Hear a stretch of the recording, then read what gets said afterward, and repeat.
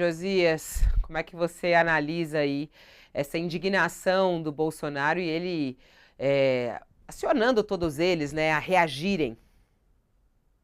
Essa conversa tinha um propósito, não é, Fabiola? O propósito era que o Bolsonaro pressionasse os seus ministros, os civis e os militares, a endossarem, a avalizarem publicamente o discurso dele, que era um discurso de desqualificação das urnas, desqualificação daqueles que passaram pela presidência do Tribunal Superior Eleitoral, Fachin, Barroso, Moraes, e ele pressionava os seus ministros para endossarem isto como uma forma de apresentar essa perspectiva de fraude e sustentar o ambiente que levaria à intervenção militar eh, desejada por ele, tramada por ele, né? Então, essa reunião se insere nesse contexto, ou seja, tem método na coisa, mas isso era uma conversa de botequim mesmo, né? Bolsonaro presidiu uma conversa de botequim, de uma desqualificação extraordinária, né? E aí, a certa altura, ele fala, curioso que ele fala que, mesmo que ele tivesse 80% dos votos, o TSE daria vitória ao Lula.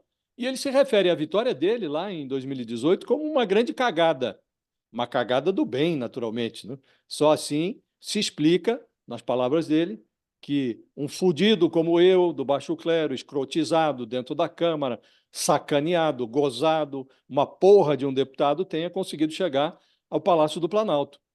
E esse realmente é o fenômeno que a historiografia ainda está por explicar, Fabíola. Daqui a uns 200 anos, quando a posteridade pudesse pronunciar sobre essa delinquência golpista dos dias atuais, sem sofrer emboscadas do ódio, a história vai fascinar os brasileiros do futuro, né, ao mostrar esse vídeo do golpe, né? Nesse vídeo, o exato está no exagero.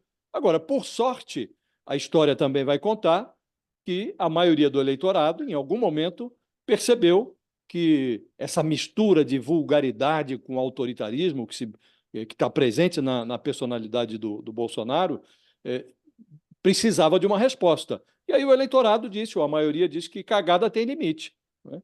Agora, esse contexto era o que o Bolsonaro queria fabricar, o contexto de um caos, o contexto de uma perspectiva de fraude, tudo isso para justificar o golpe que ele não conseguiu dar, né? Então, a reunião tem essa importância e, de fato, é uma prova documental da delinquência do presidente, que é muito eloquente, né? E vai ser usada como uma das peças que levarão o Bolsonaro e os seus cúmplices para a cadeia. Hoje não tem muita dúvida em relação a isso, Fabiola. Bolsonaro e os cúmplices estão a caminho do xadrez. Ô, Mônica, na sua coluna você destaca bem essa citação que ele faz aos ministros do Supremo Tribunal Federal, né? E ele fala: vocês Uhum. acham que eles são isentos? E no relatório, esse relatório de 135 páginas da Polícia Federal, traz também um monitoramento, né, de Alexandre de Moraes e a tal minuta do golpe também, a prisão de Alexandre de Moraes, que ele faz questão de manter ali. Como é que você vê esses ataques ao Supremo Tribunal Federal, ao presidente do Tribunal Superior Eleitoral de Bolsonaro? E esse vídeo, por exemplo, pode ser uma prova disso, de ataque ao STF? Olha só, Fabíola, eu acho que os ataques ao STF eram públicos, notórios. O ex-presidente nunca escondeu esses ataques, nunca fez questão sequer de amenizar esses ataques. Ele foi para a Avenida Paulista num 15 de novembro, um ano antes dessa reunião aí, e falou, chamou, se não me engano, Alexandre de Moraes de canalha, pede para sair, citou 1 milhão de pessoas, era o número que eles davam, de 500 mil a 1 milhão, contra o ministro Alexandre de Moraes, falava coisas horrorosas do ministro Luiz Roberto Barroso, atacava o Edson Fachin. Então, eu acho que esse vídeo ele não traz novidade nesse sentido. O que esses vídeos eu acho que tem de importante é que eles foram inseridos no contexto de uma investigação que busca provar que existiu uma tentativa de fato de golpe no Brasil. A investigação ela junta diversos pontos, né? Ela junta esses ataques, há uma movimentação de militares, por exemplo, o Braga Neto ele aparece de uma forma, é, vamos dizer, quase que vexaminosa, né, nessas investigações, pedindo para que militares fossem atacados. Tem uma mensagem dele para um militar que fazia coisas na internet, disseminava informações na internet, em grupos de WhatsApp, ele falava: ataca a família dele. Ele pedia para que a família de um militar, do então comandante do Exército, fosse atacada, porque o então comandante do Exército não concordava com o golpe, né? Não resistia a essa tentativa de subversão do Estado Democrático de Direito no Brasil. Então, quer dizer, a Polícia Federal junta essa reunião com vários outros indícios e conecta essa reunião e essas falas a atos concretos de outros grupos para que um golpe fosse consumado. Essa que eu acho que é a gravidade, não é?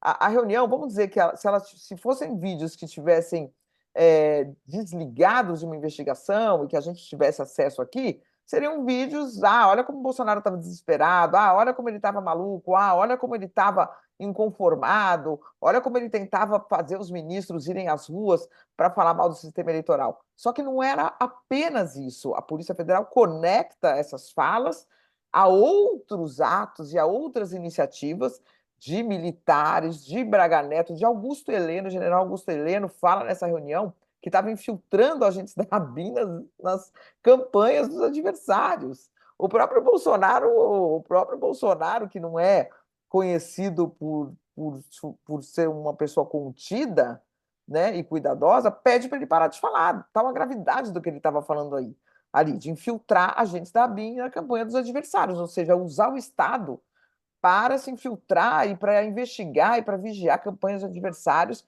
dando uma vantagem ao presidente da República na competição, porque ia ter informação das campanhas, coisa que as outras campanhas não podiam fazer com ele.